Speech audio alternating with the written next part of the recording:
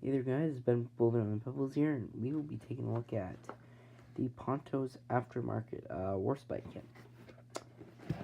So first off, we'll take a look at the wood veneer deck, which I don't know how well this is going to show up on camera, but it's actually like wood. It's actual proper wood. I'll take it out of the packaging just so you can see. So yeah, it's like actual wood.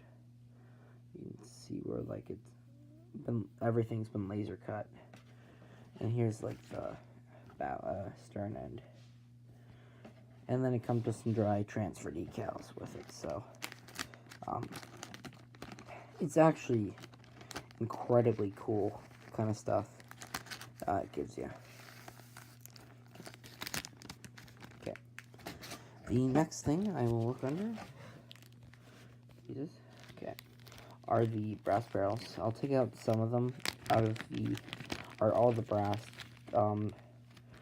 tubes and like barrels and everything. Okay, so here are the main gun barrels. Yes, I don't know how well you can see that. I'll take one of them out for just to show kind of what they look like.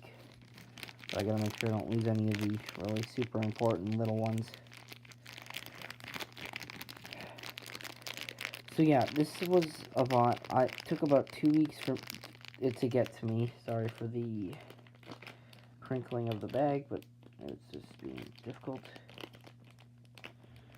So this took about 2 weeks for me to ship. It cost me around $130, but it's completely worth it for all the, like, that's the barrel.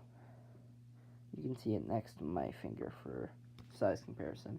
It's not incredibly large, but it's super awesome, and it will definitely make this kit work or look really amazing. Here is all the little like bits and pieces of brass. I'll see if I can do it so you can see. Yeah, like look at all the little bits and pieces. Then you get in the one bag, you get the chain. They actually give you proper black coated chain. Okay, I'll just see if I can hold it in my hand. Yeah, they give you like actual chain for you to look at, for you to use, and it's actually amazing how much it actually goes into these kits. I mean, they're expensive, and sometimes they can be double the price of an actual model, but I would arguably say they're worth it just because of the fact that they give you so much more and so much that you can do. Here's all sorts of different mass stuff and more different pieces, bits and bobs that are needed. So I don't know how well this will show up. There we go. And here is what everyone's been looking. Actually, no, there's still more. We got the resin bits, which I'll actually take out because obviously the resin bits are not that difficult to lose. So you got some like those anchor plate chain things.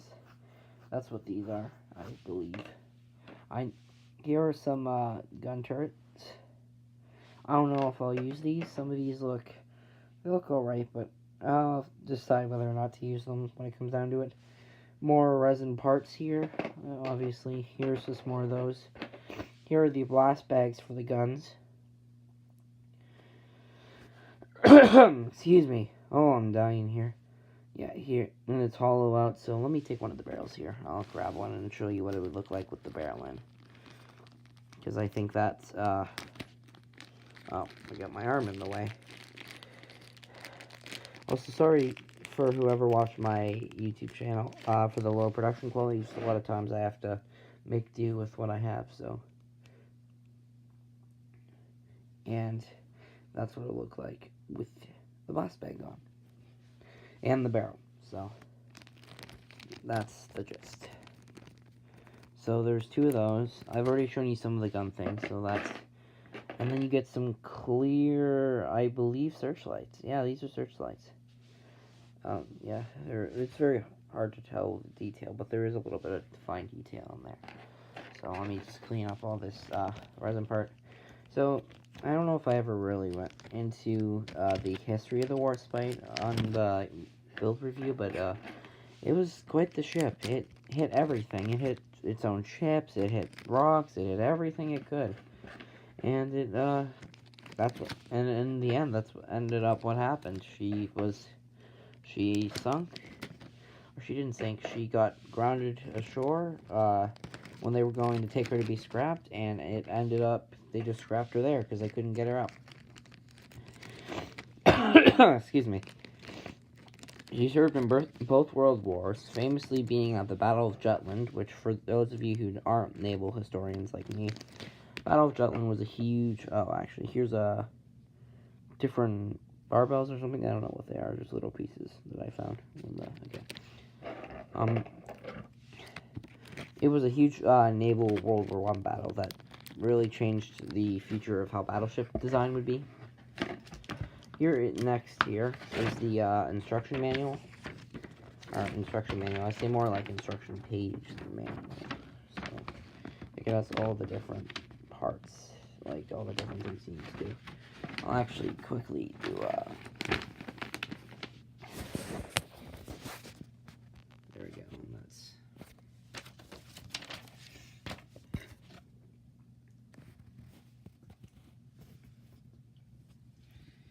okay.